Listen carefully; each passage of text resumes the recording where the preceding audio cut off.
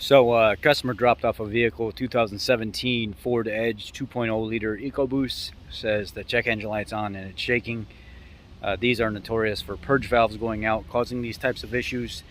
Also, coolant intrusion. They get a long block. Some of them fit in that TSB, Technical Service Bulletin. So we're going to pull the vehicle in, do an inspection, check codes, and see what we got. Normally it's a PO 301, 302, 303, or 304. The 302 and the 303 are my most common ones that I've seen with the misfiring, the shaking, the check engine light on, and loss of coolant. So let's see if that's the case here. Let's not jump the gun and do our initial inspection and figure out what the cause is here. Okay. Vehicle's got 57,000 miles on it.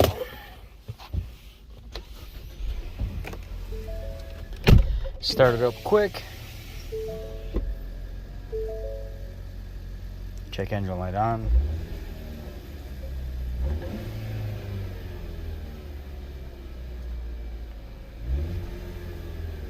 Kind of hearing what sounds to be a little bit of a turbo wastegate rattle if you listen carefully.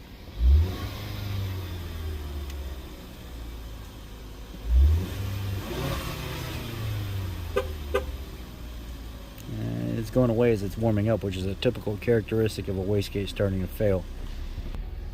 Pulling out of the parking spot, pulled out immediately. Really good power as I'm driving. You know, as one of the checks that I do is I'm pulling around the lot while I'm on nice traction surface like this. Is I'll apply the brake and then I'll take the wheel and I'll shake it back and forth to see if I got any kind of suspension clunking or play.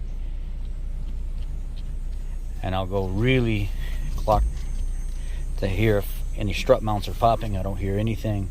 I don't hear any clunking. There's no...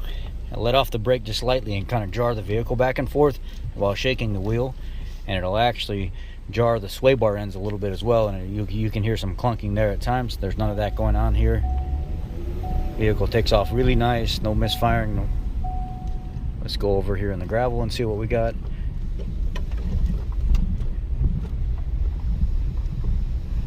I do hear some looseness in the suspension.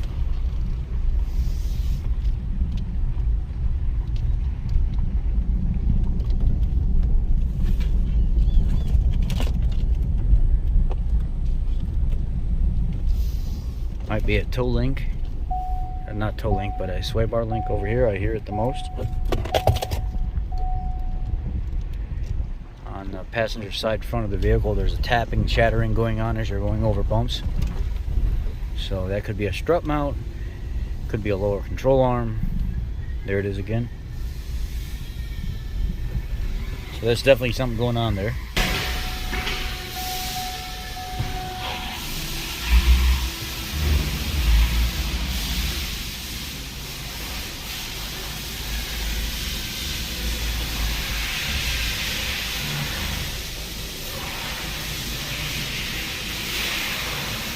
Let's run codes and let's see what we got. It's not flashing, not misfiring now. Everything seems to actually be running pretty good. The takeoff is nice. Let's just do a general code check real quick. Just a basic check before I jump into the computer over here. Just popped the hood, kind of looking at everything. The first thing I see is the reservoir is like completely dry. There's like nothing left in this thing at all. There's a little bit in the very bottom corners. It's probably going to end up needing a motor.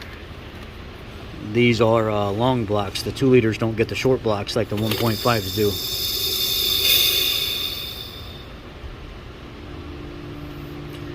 Yeah, it's super low.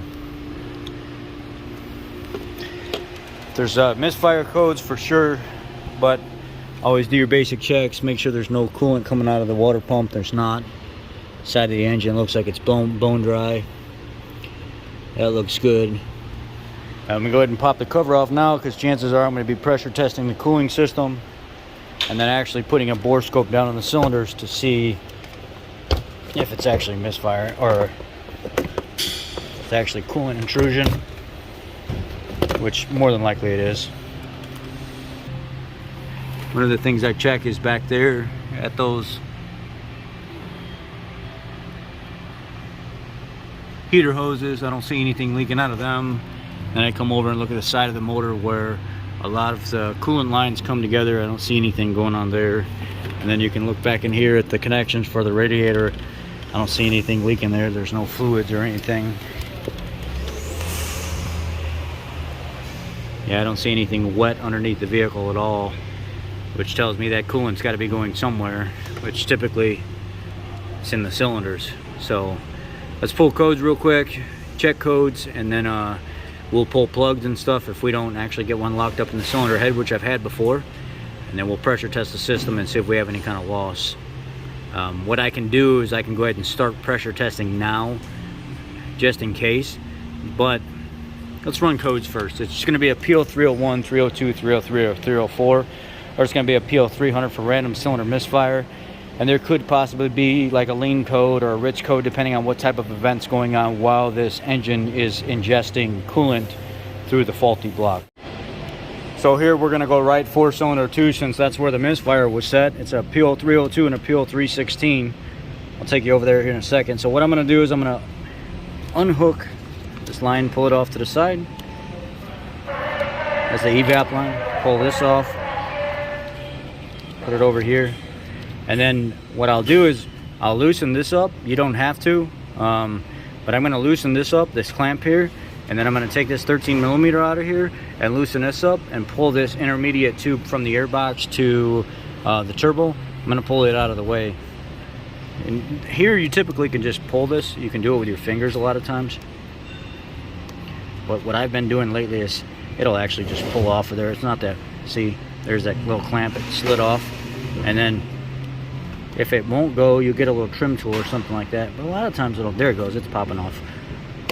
And just pop that off. And then again, flathead, or I think it's an 8mm, it could be a 7mm.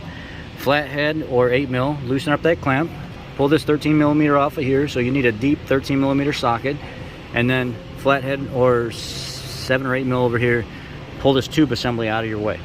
And then we'll pull this coil pack out, which there's an 8mm holding it down. Undo this connector, pull the coil pack out, and then we'll pull the spark plug out of there. And then we'll look down on the cylinder and look at the spark. Quarter-inch drive ratchet, doesn't have to be anything too big.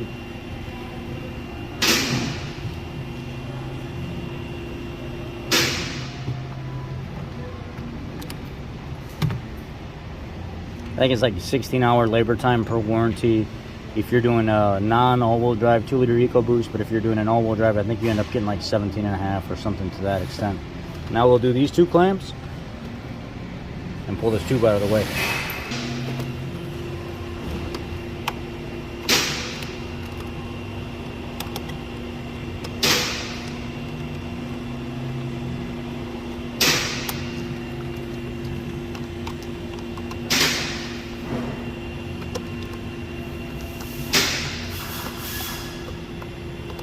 Now, according to the TSB, it says if you have low coolant, 301 through 304, or any of those associated codes, or white smoking, or hesitation, running rough, you automatically know that it's going to be the long block. But I just want to show you guys exactly what you're looking for here if you want to go further. This used to be a required thing, but now they've got real lenient on the TSB.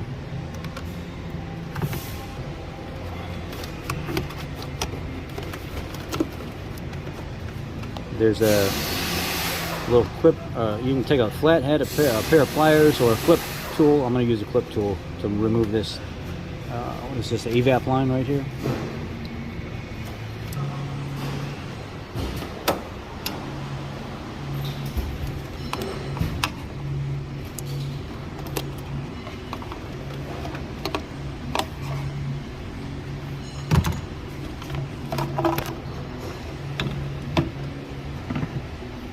Now you've got access to all your spark plugs here. You can test each one of them if you want, but we're going to go to suspect number 2. Actually, I pulled the wrong one. I apologize earlier. I'm trying to record and not pay attention at the same time. Or pay attention at the same time. Let's pull this number 2 coil pack out of here. What's it's PO302 and PO316. And it basically states down here The TSB is 19-2346. 15 and 19 various vehicles with a 2-liter EcoBoost, coolant and cylinder, white exhaust smoke and or illuminated mill. And then down here is a better explanation. I'll let you guys read that. Go ahead and pause it now because I'm going to move on to the next step. But basically those codes are what's active, and we do have a low reservoir.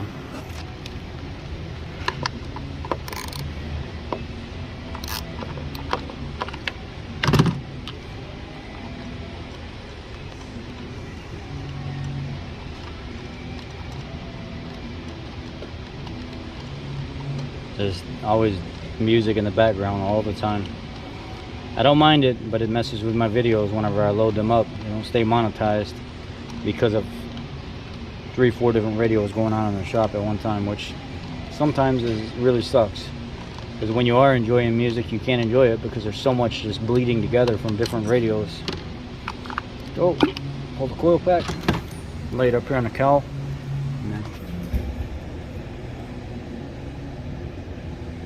Pretty sure it's a 14 millimeter. And my Mac 14 millimeter. I was wrong. The 14 I think is on the 1.5 Ecoboost. This is actually a 5/8, so I had to switch over to a 5/8. I'll go ahead and get that out of there. Okay, so it's fighting me coming out. It doesn't want to move. You guys are not gonna like how I do this next one, but you gotta trust me when I do this. There's the best way to get this thing out of here is not by using a hand tool. All right, so we're gonna tighten up as much as we can.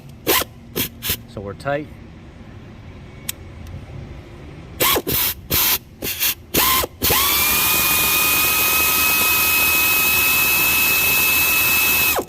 If you sit there and try to do that with a hand tool, when it goes to lock up, you will break that plug in the head if it's not already broke a little bit by being just doing that, and you'll rip the threads out of it. Not that it matters because you're gonna have to put a long block in here anyway, but going slow with hand tools is not the answer. Ford found this out years ago, and through some of our training seminars, they were like, look, it's nice to be able to do things with hand tools, but sometimes it just doesn't cut it. It's nice to be able to jar it, get it moving, break whatever's loose there, and then pull it out. This was froze up inside that head. See how it's real light and it's burned back? It's because it's been burning coolant, and it's almost got jammed up, and how it's got that real light haze to it. It might look normal to some people, but once you start dealing with coolant intrusion, it continues to get whiter and whiter and whiter, and it almost looks like a light grayish before it turns white, and that's where this is. There's definitely coolant in this motor. Okay, so the next step to this whole thing is I like to take a, this is a cheap $60 bore scope that I bought on Amazon. I find it actually works better than some of the more expensive ones. And I'll look down in the cylinder and see how clean it is. And for an EcoBoost engine, you're not able to pick it up, but to see so much white everywhere and no carbon buildup like I'm used to seeing on a normal running engine, this motor has been ingesting coolant because that steam and that liquid will help clean it. And it's pretty clean all the way around. I can't get it to pick up on here. But anyway, the next thing to do, let's see if we can turn this.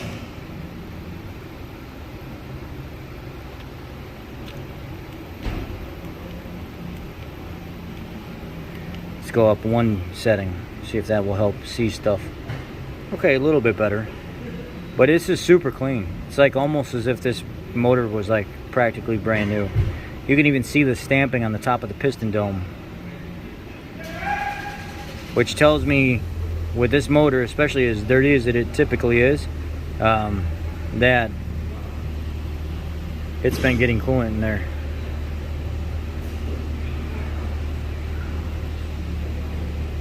So the next step would be to verify that there's liquid. I have a pneumatic tester from Mac Tool. It is APC 102, and it's not the hand pump one. It's the, get a bunch of different fittings.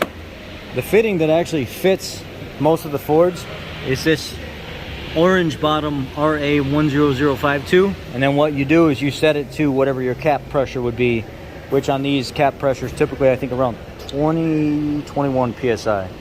So we will turn the air pressure on. I think I have it typically set around 21 psi anyway. And then we'll make sure it goes to 21. So I'll turn it up. They're regulated right at about 20, 21 psi. So right here. And then I'll shut the valve off and we'll monitor and see what's going on. So now there's no more pressure. It's the residual pressure that's in the system right now. It's at 20 psi, and we'll monitor and see what's going on inside the cylinder over the next few hours. And typically, you'll start seeing the cylinder fill up with fluid.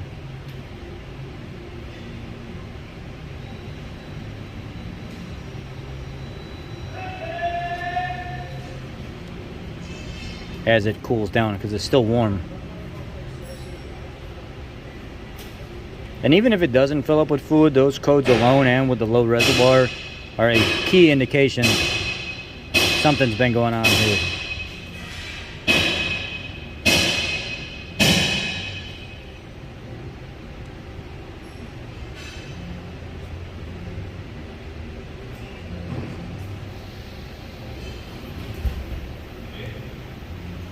Well, after about 20 minutes of sitting here, you can actually see the coolant drip right down into that ringland right there, the top of the piston. Every once in a while you'll see a drip of coolant skate right down past the cylinder wall.